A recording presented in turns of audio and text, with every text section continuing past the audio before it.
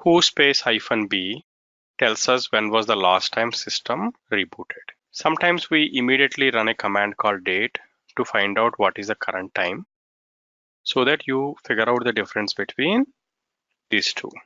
Of course, you can get that from uptime as well. But the point I'm trying to make is there are scenarios where you have to run two commands together. In such scenarios, you don't have to waste extra keystrokes. You can type two commands in a same line separated by a semicolon.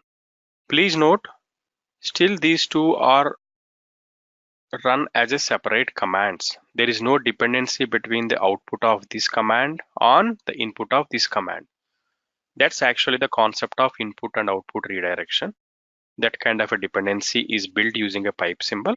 But for this lecture, please note that semicolon will separate these two commands and gives us a flexibility to run more than one command in a single line. You see here, this is the output from who-b and this is the output from date command. That's it for this lecture.